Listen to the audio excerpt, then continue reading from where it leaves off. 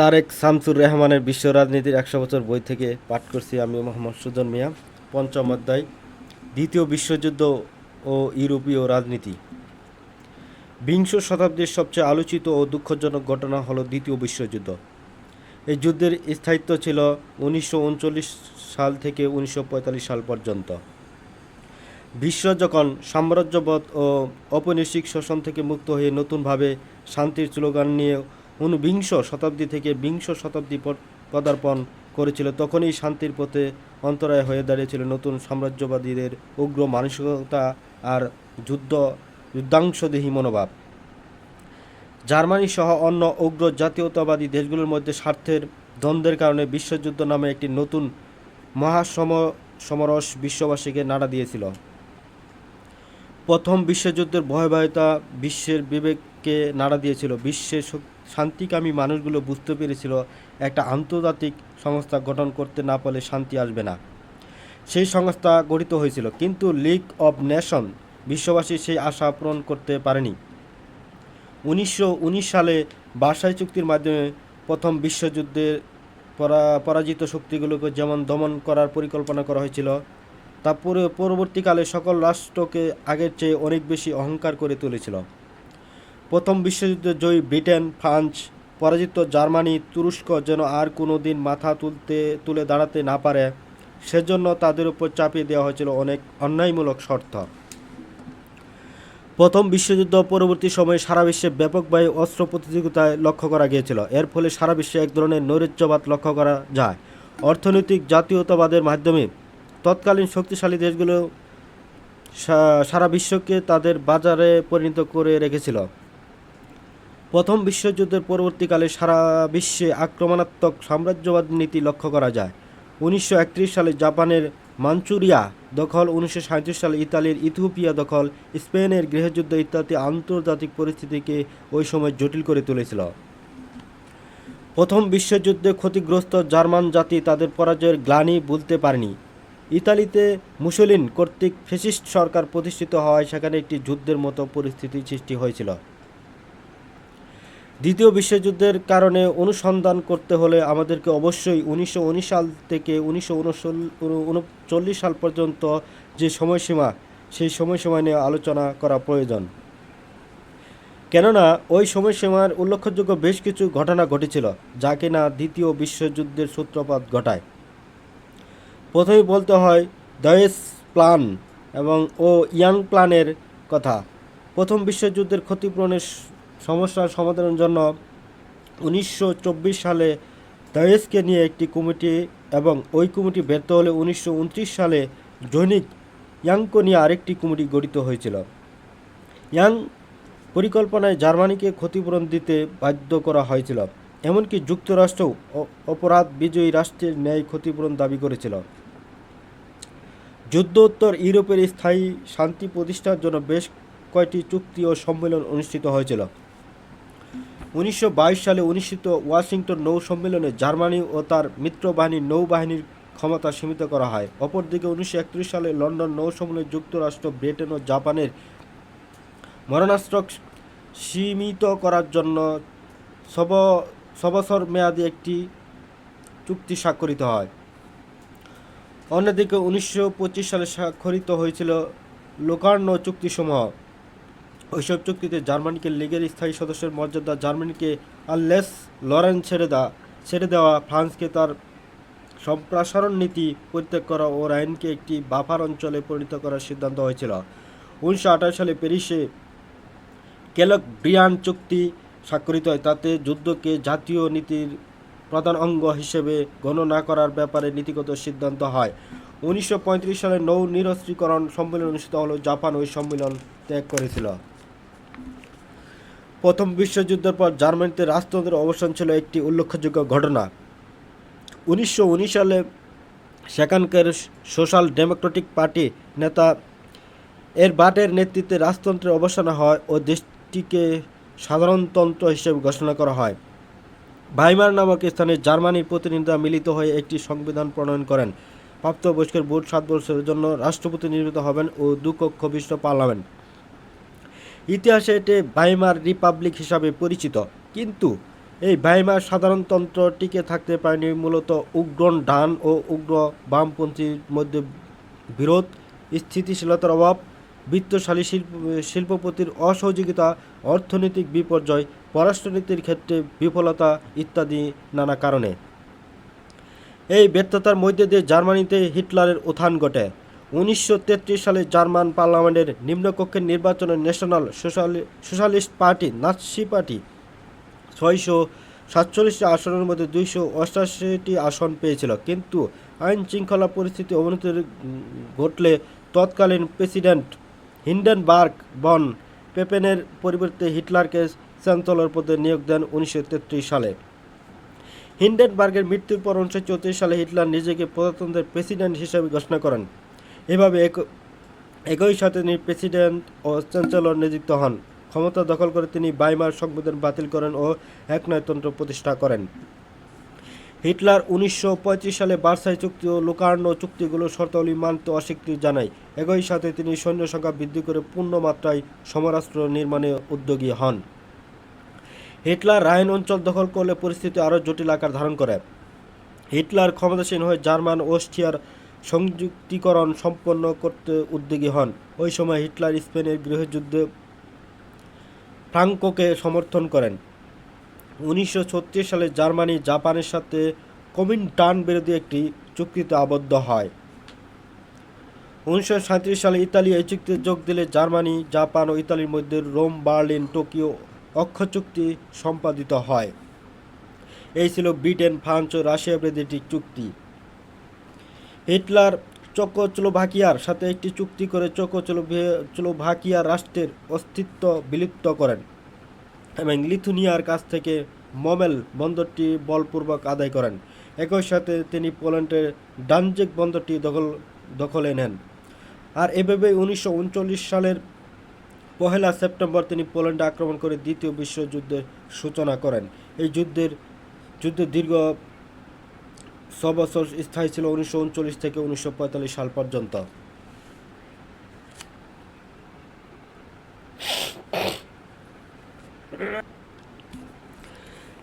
দ্বিতীয় বিশ্বযুদ্ধেও পৃথিবীর ক্ষমতাধর রাষ্ট্রগুলো দুভাগে বিভক্ত হয়ে গিয়েছিল। অক্ষশক্তির প্রধান প্রতিপক্ষ ছিল ব্রিটেন, ফ্রান্স ও মার্কিন যুক্তরাষ্ট্রের সমন্বয়ে গঠিত মিত্রশক্তি। রাশিয়াও ছিল এই দলে। যুদ্ধে একের পর এক জার্মানি পরাজয়ের পরিপ্রেক্ষিতে 1945 সালে এপ্রিলে জার্মান ও ইতালি মিত্রবাহিনীর কাছে আত্মসমর্পণ করে।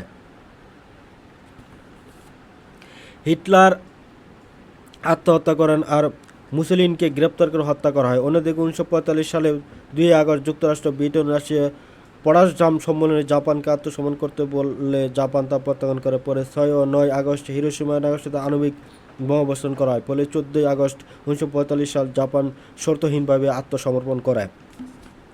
এখানে একটা কথা ভালো আর তা হচ্ছে জাপান কর্তৃক পার্ল হারবারে হামলা। 1941 সালের 7 ডিসেম্বর হাওয়াই এর ওয়াহু দ্বীপে অবস্থিত পার্ল হারবারে মার্কিন নৌ ও বিমান ঘাঁটিতে জাপান বিমান হামলা চালিয়ে তা ধ্বংস করে দেয়।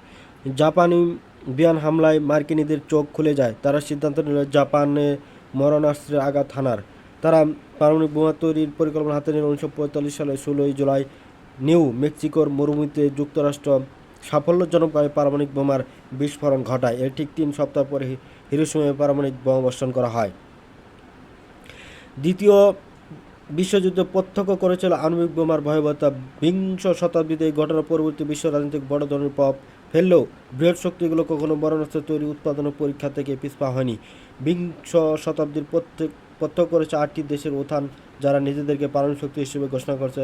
নিরস্ত্রীকরণের ক্ষেত্রেও কিছু কিছু অগ্রগতি হলেও এনপিটি চুক্তি ও সিটিবিটি চুক্তি স্বাক্ষর। বৃহৎ শক্তিগুলোর ভূমিকা বরাবরই প্রশ্নের মধ্যে ছিল। পারমাণবিক অস্ত্র ব্যবহার উৎপাদন বন্ধের ব্যাপারে তারা কখনো আন্তরিক ছিল না। এমনকি জাতিসংঘ এ ব্যাপারে তেমন কোনো বড় ভূমিকা পালন করতে পারেনি। বিংশ শতাব্দীতে এটা ছিল একটা বড় ব্যর্থতা যে দ্বিতীয় বিশ্বযুদ্ধের ভয়াবহতা প্রত্যক্ষ করেও সভ্য সমাজ মরণাস্ত্র প্রতিযোগিতায় নিজেদেরকে নিয়োজিত করেছিল। দ্বিতীয় বিশ্বযুদ্ধের কারণ।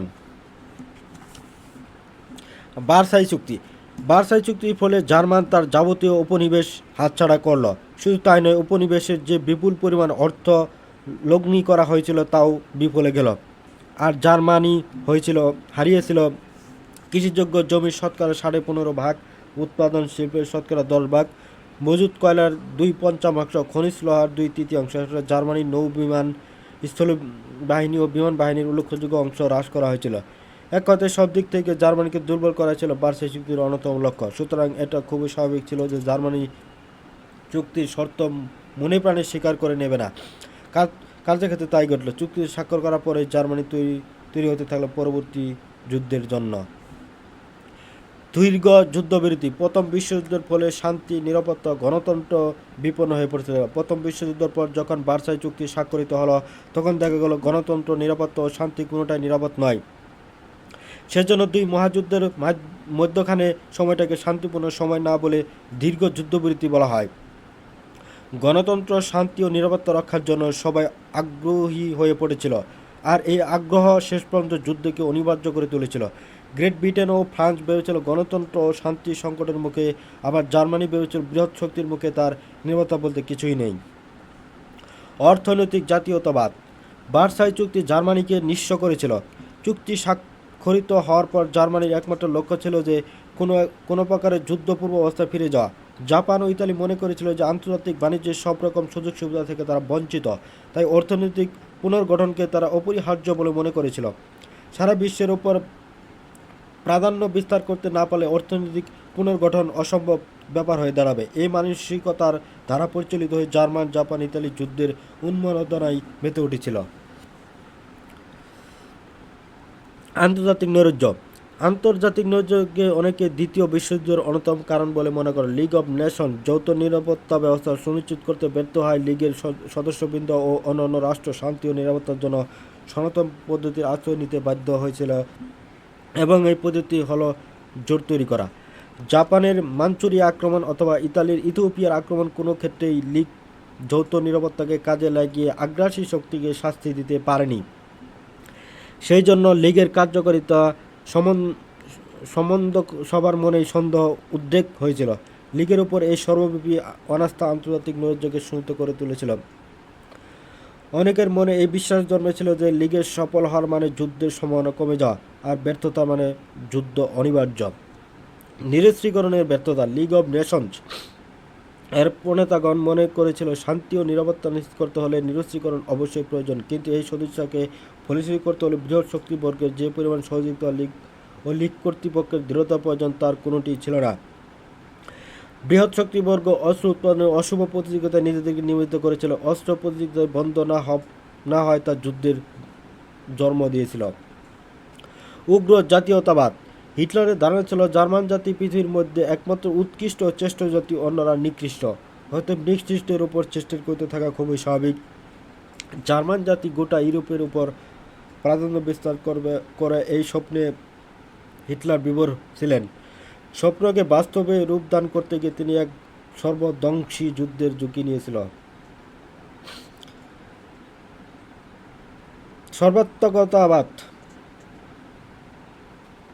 হিটলার ও মুসোলিন উভয়ই গণতন্ত্রকে একটা চ্যালেঞ্জ হিসেবে নিয়েছিল। তারা গণতন্ত্রকে সম্পূর্ণরূপে ধ্বংস করে সার্বত্ববাদ এর পথকে সর্বোৎকৃষ্ট পথ বলে মেনে নিয়েছিল। হিটলার ও মুসোলিন মনে করতেন গণতান্ত্রিক উপায়ে অর্থনৈতিক সমস্যার সমাধান সম্ভব নয়। দেশের দ্রুত বিকাশ সাধনের জন্য সর্বাত্মকবাদ ছাড়া উপায় নেই। হিটলার ও মুসোলিন জঙ্গি জাতীয়তাবাদের মোহ আচরণ হয়ে গোটা ইউরোপের উপর প্রাধান্য বিস্তার করে উদ্যত হয়েছিল।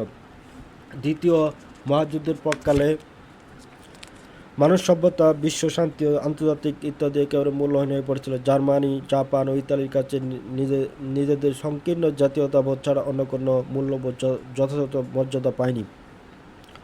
অন্যান্য কারণ এছাড়া লোকার্নো চুক্তি, ওয়াশিংটন নৌ সম্মেলন সহ ব্রিয়ান চুক্তি দ্বিতীয় বিশ্বযুদ্ধের পথ্য কারণ হিসেবে গণ্য করা হয়। দ্বিতীয় বিশ্বযুদ্ধের ফলাফল। দ্বিতীয় বিশ্বযুদ্ধের অবসানের পর বিশ্ব রাজনীতিতে একটি সুদূর প্রসারী ফলাফল আমরা প্রত্যক্ষ করি। এই ফলাফল নিম্নে আলোচনা করা হলো। পরস্পর বিরোধী দুই মতাদর্শের বিকাশ। দ্বিতীয় বিশ্বযুদ্ধের পর ইউরোপ দুভাগে ভাগ হয়, যা পশ্চিম ইউরোপ ও পূর্ব ইউরোপ। পশ্চিম ইউরোপ পুঁজিবাদ তথা সংসদীয় গণতন্ত্রের আরও বিকাশ ঘটে, অন্যদিকে পূর্ব ইউরোপ সোভিয়েত ধাঁচের সমাজতন্ত্রের বিকশিত হয়। এই মতাদর্শকে কেন্দ্র করে গড়ে ওঠা দুটি সামরিক জোট, নেটো ও ওয়ারশ। জার্মানির বিভক্তি। হিটলারের পতনের পর জার্মানি দুভাবে ভাগ হয়, যা 1949 সালে 23 মে পশ্চিম জার্মানি আত্মপ্রকাশ ঘটে, আর পূর্ব জার্মানির জন্ম 7 অক্টোবর 1949। জার্মানিকে ক্ষতিপূরণ দিতে বাধ্য করা হয়, নাৎসি দল নিষিদ্ধ হয় ও সকল প্রকার ঘৃণ্য আইন-কানুন বাতিল হয়। ডানজিগ পুনরায় পোল্যান্ডকে ফিরিয়ে দেয়। নুরেনবার্গের আন্তর্জাতিক আদালতে জার্মান যুদ্ধাপরাধীদের বিচার হয়। বিশ্ব রাজনীতির বৃহৎ শক্তি হিসেবে ফ্রান্স ও ব্রিটেনের পতন।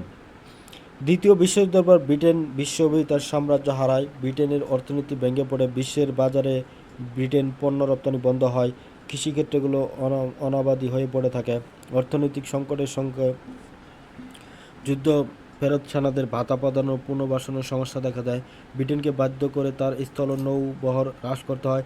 ব্রিটেনের সামরিক শক্তি খর্ব হয়, ফলে বিশ্ব রাজনীতিতে তার প্রভাব কমতে থাকে। ফ্রান্সের অবস্থা ছিল ব্রিটেনের চাইতে বহুগুণ খারাপ। সংবিধানে রাষ্ট্রপতির ক্ষমতা কম থাকায় তিনি স্থায়ী সরকার গঠনে অক্ষম।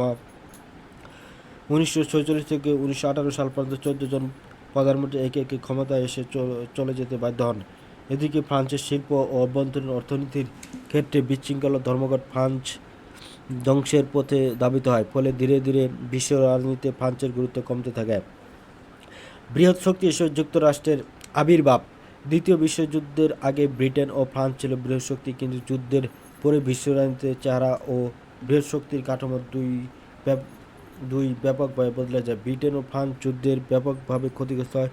যুদ্ধের পরবর্তী সময়ে তাদের পক্ষে সামলে ওঠা কষ্টসাধ্য হয়ে ওঠে। সে সময় যুক্তরাষ্ট্র ধীরে ধীরে তার প্রভাব বিস্তার করে বৃহৎ শক্তি হিসেবে আত্মপ্রকাশ করে। এর পশ্চাতের কারণ ছিল যুক্তরাষ্ট্রের প্রচুর প্রাকৃতিক সম্পদ ও সামরিক ক্ষেত্রে ব্যয় করার মতো প্রচুর অর্থ। এ কারণে আমেরিকা তার প্রভাব বিস্তার করে। সোভিয়েত ইউনিয়নের উত্থান।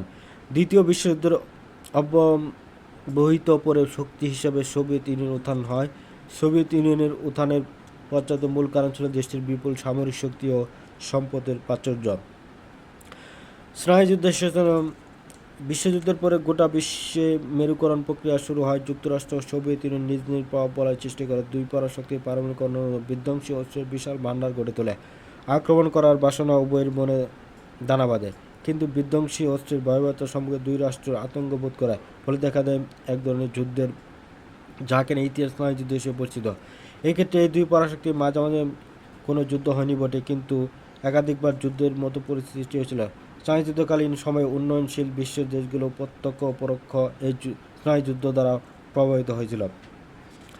জাতিসংঘের প্রতিষ্ঠা। 1941 সালে মার্কিন প্রেসিডেন্ট রুজভেল্ট ও ব্রিটিশ প্রধানমন্ত্রী চার্চিল আটলান্টিক মহাসাগরের বুকে আগস্টা যুদ্ধ জাহাজে মিলিত হয়ে আটলান্টিক সনদপত্র স্বাক্ষর করেন।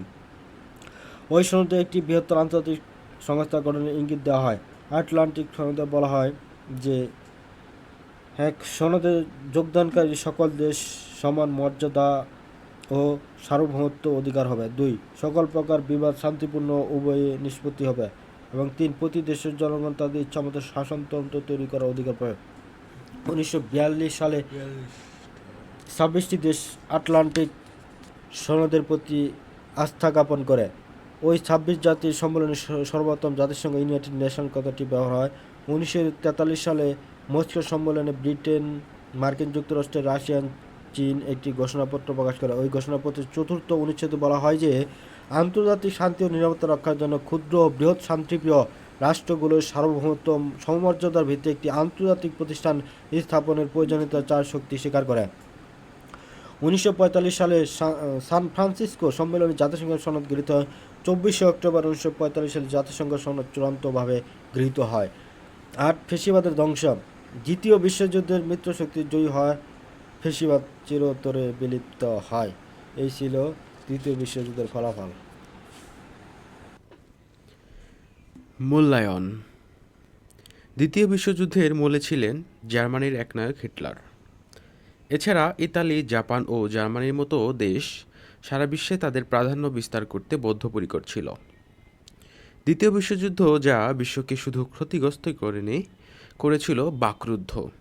মাত্র ২০ বছরের ব্যবধানে বিশ্বকে সম্মুখীন হতে হয়েছিল এক ভয়ঙ্কর জীবননাশী যুদ্ধের প্রথম দিকে অক্ষশক্তি বিশ্বের বেশিরভাগ অংশ দখল করলেও শেষের দিকে একে একে পতন ঘটে জার্মানি, ইতালি ও জাপানের।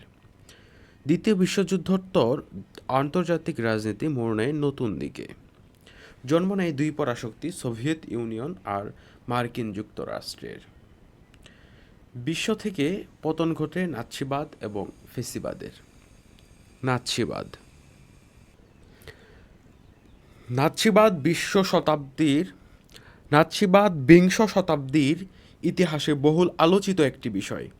পৃথিবীর সর্বকালের সেরা একনায়ক উগ্র জাতীয়তাবাদী জার্মান নেতা হিটলারের নেতৃত্বে জার্মানিতে যে নাৎসিবাদের জন্ম হয়েছিল তার চরম বহিঃপ্রকাশ ঘটেছিল দ্বিতীয় বিশ্বযুদ্ধের মধ্য দিয়ে। নাৎসি জার্মান জন্ম একদিনে হয়নি। দীর্ঘদিনের সাধনা আর পরিশ্রমের মাধ্যমে অস্থিতিশীল নাৎসি জার্মানির বিশ্ব আসরে অপ্রতিদ্বন্দ্বী শক্তি হিসেবে জন্ম হয়েছিল। বিসমার্কের নেতৃত্বে আধুনিক জার্মানি যে মর্যাদার আসনে অধিষ্ঠিত হয়েছিল তার অবসান ঘটেছিল প্রথম বিশ্বযুদ্ধে জার্মানির পরাজয়ের মাধ্যমে। ভাইমার প্রজাতন্ত্র প্রতিষ্ঠিত হয়েছিল। ভাইমার প্রজাতন্ত্রকে কোনো রাজনৈতিক দল সমর্থন না দেওয়ায় জার্মানিতে অভ্যন্তরীণ বিদ্রোহ চরম আকার ধারণ করে। তাছাড়া সরকারি কর্মচারীদের অসহনশীল মনোভাব এবং অসহযোগিতা, প্রজাতন্ত্রের বিরোধীদের সাথে সেনাবাহিনীর যোগাযোগ, অর্থনৈতিক মন্দা, বেকার সমস্যা এই সকল কারণে ভাইমার প্রজাতন্ত্রের নেতা ফ্রেডেরিক এরবার্টের পক্ষে সম্ভব হয়ে দাঁড়িয়েছিল এক সময়কার প্রভাবশালী জার্মান সাম্রাজ্যের পরিচালনা করা। অপরদিকে এই সকল অভিযোগে জনগণের সেন্টিমেন্টকে কাজে লাগিয়ে জার্মানিকে তার হৃত গৌরব ফিরিয়ে দেওয়ার স্বপ্ন দেখালো নাৎসি দল, যার নেতৃত্বে ছিলেন হিটলারের মতো একজন উগ্র জাতীয়তাবাদী নেতা। বিংশ শতাব্দীতে জার্মানিতে যে নাৎসিবাদের জন্ম হয় তা হিটলার কিংবা নাৎসি নেতাদের মৌলিক কোনো মতবাদ নয়। পুরনো কিছু মতবাদের বিরোধিতা এবং অন্য কতগুলো মতের সমর্থনকে নাৎসিবাদের মূল সঞ্চালক হিসেবে গণ্য করা যায়। নাৎসিবাদ যে সকল মতবাদের বিরোধী সেগুলো হলো উদারতাবাদ, যুক্তিবাদ ও মার্ক্সবাদ।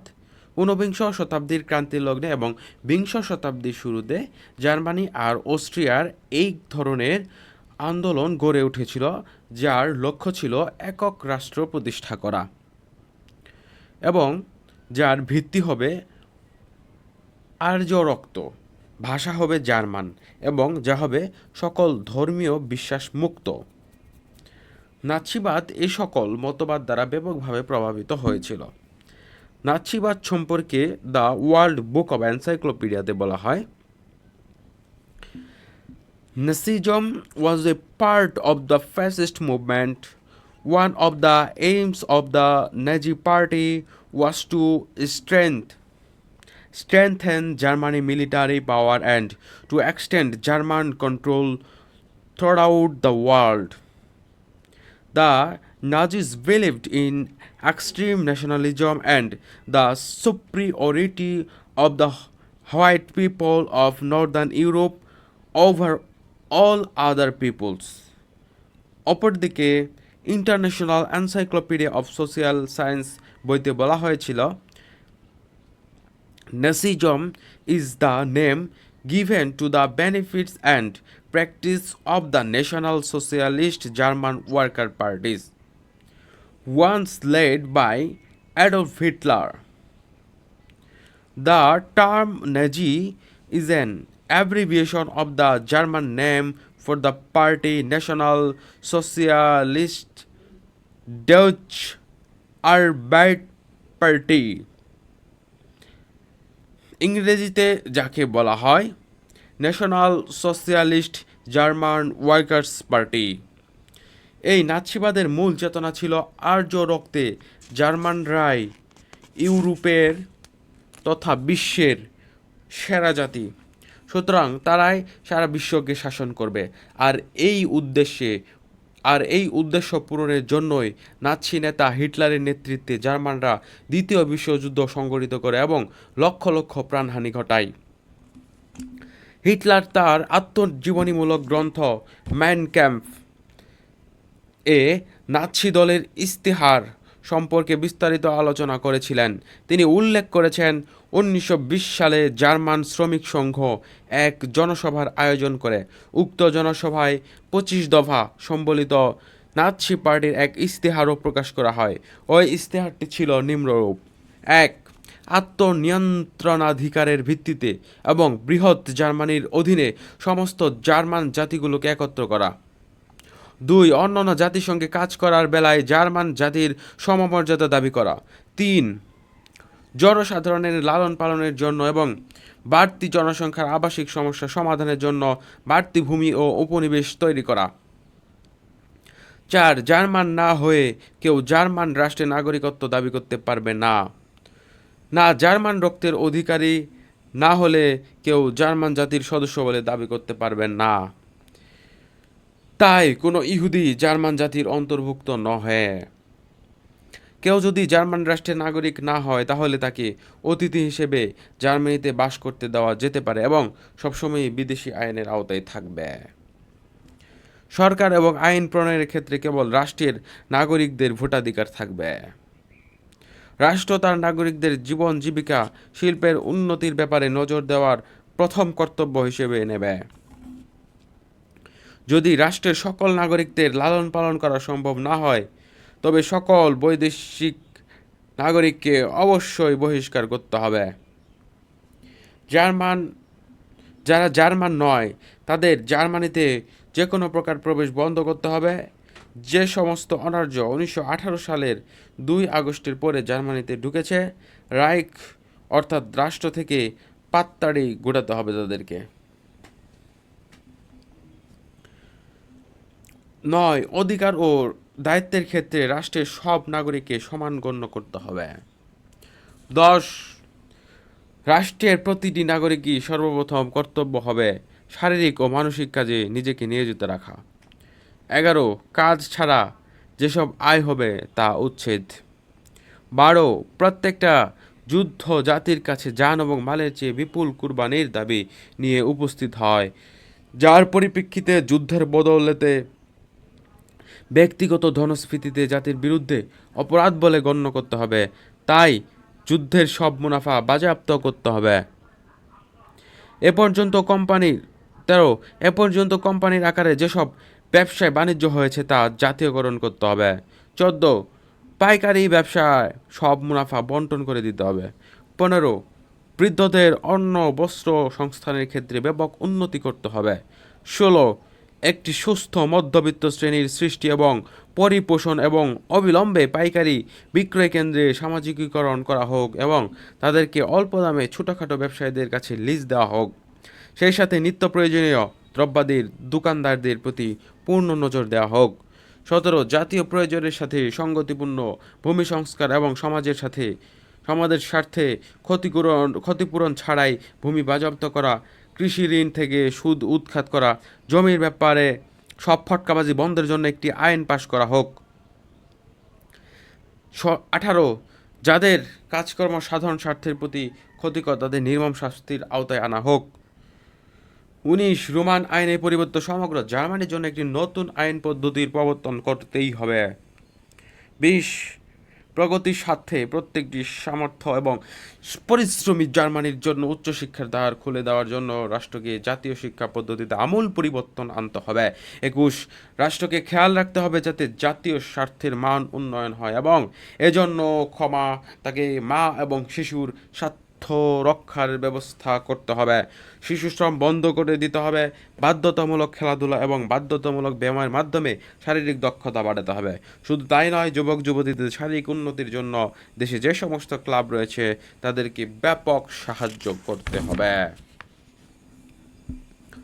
22. বেতনভোগী সেনাবাহিনী পরিবর্তে একটি জাতীয় সেনাবাহিনী গঠন করা হোক। 23. একটি জার্মান জাতীয় প্রেস সৃষ্টি করতে হবে। জার্মান ভাষায় যেসব পত্রিকা প্রকাশিত হয় তাদের সম্পাদক এবং অন্যান্য সহকারীদের জার্মান জাতির সদস্য হতে হবে। জার্মান নয় এই ধরনের পত্রপত্রিকা প্রকাশের পূর্বে রাষ্ট্রের বিশেষ অনুমতি নিতে হবে। যারা জার্মান নয় তাদের আইনের মাধ্যমে আনুকূল্য প্রদর্শন এবং সেই সূত্রে তাদের ওপর প্রভাব বিস্তার করা থেকে বিরত রাখতে হবে। এই আইন অমান্যের শাস্তি হবে সংশ্লিষ্ট পত্রিকা বিলুপ্ত করা এবং এ ব্যাপারে দায়ী ব্যক্তির দেশান্তর। জাতীয় কল্যাণে সহযোগিতা করবে না এ ধরনের পত্রিকাগুলো প্রকাশনা বন্ধ করে দিতে হবে। জার্মান জাতির নৈতিক অনুভূতির বিপক্ষে নয়, এই রাষ্ট্রের পক্ষে ক্ষতিকর নয়, এই সাপেক্ষে সমস্ত ধর্মীয় সম্প্রদায়ের স্বাধীনতা দিতে হবে। উপরে যা বলা হলো তা বাস্তবায়নের জন্য একটি শক্তিশালী কেন্দ্রীয় সরকার প্রতিষ্ঠা করতে হবে। এই ইশতেহারটি তৎকালীন জার্মানির অস্থিতিশীল রাজনীতিতে নতুন আশার সঞ্চার করে। জার্মান যুব সম্প্রদায় হিটলারকে তাদের স্বপ্নপুরুষ মনে করে নাৎসি দলের সাথে একাত্মতা পোষণ করে। নাৎসি পার্টিতে হিটলারের প্রভাব চূড়ান্ত পর্যায়ে পৌঁছে গেলে যা তাকে পরবর্তীকালে পৃথিবীর বিখ্যাত করে তোলে। 25 দফা ইশতেহার ঘোষণার পর নাৎসি পার্টিতে হিটলারের প্রভাব এত বৃদ্ধি পায় যে সেনাবাহিনীর চাকরিতে ইস্তফা দিয়ে তিনি পার্টি সভাপতির দায়িত্বভার গ্রহণ করতে বাধ্য হন। এখানে বলা প্রয়োজন হিটলারের জন্ম অস্ট্রিয়ায়।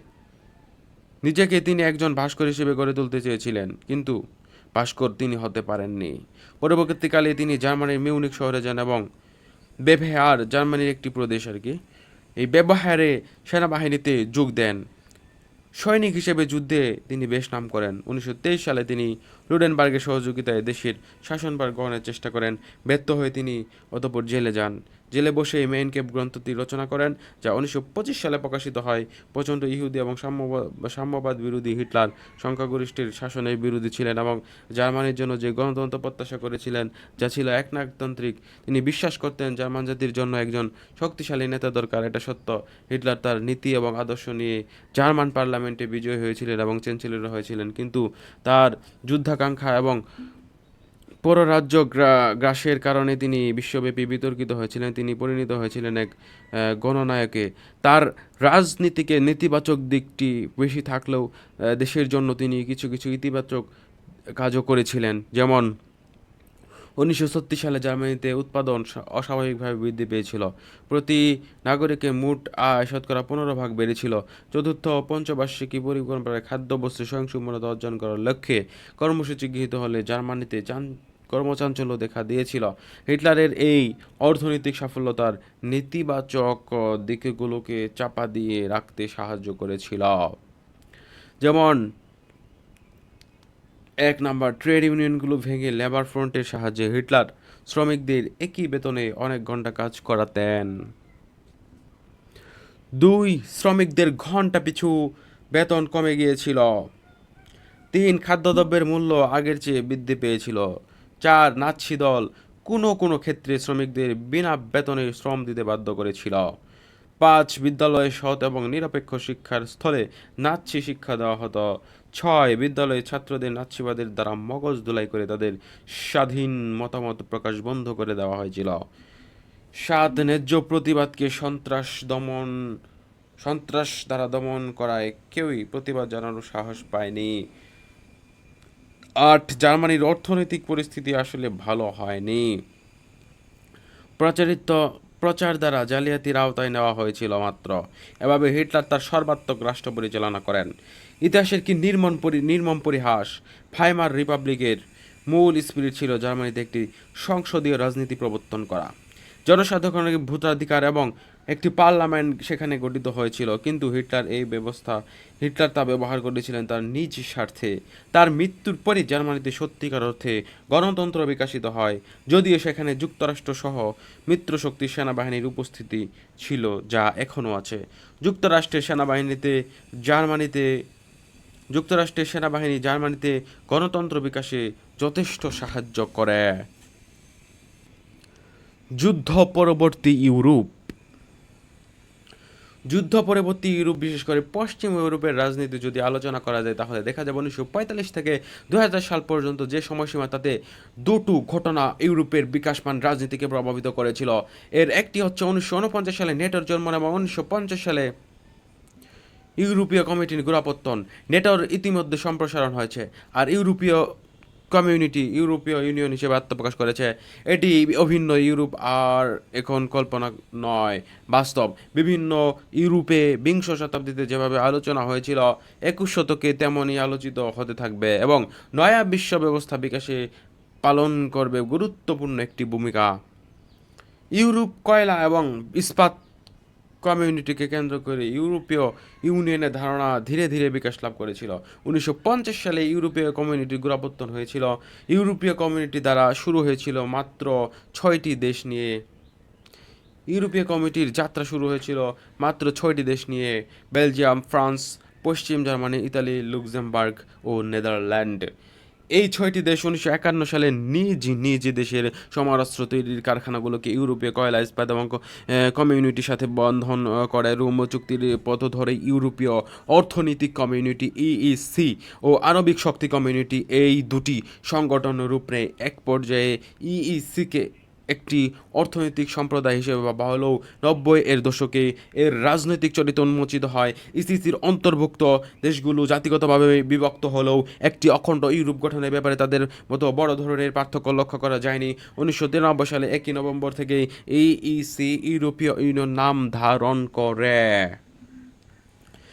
অভিন্ন ইউরোপ ও ম্যাস্ট্রিস্ট চুক্তি, এটা পাঠ করব ইনশাআল্লাহ আগামী দিন। আজকে এ পর্যন্তই।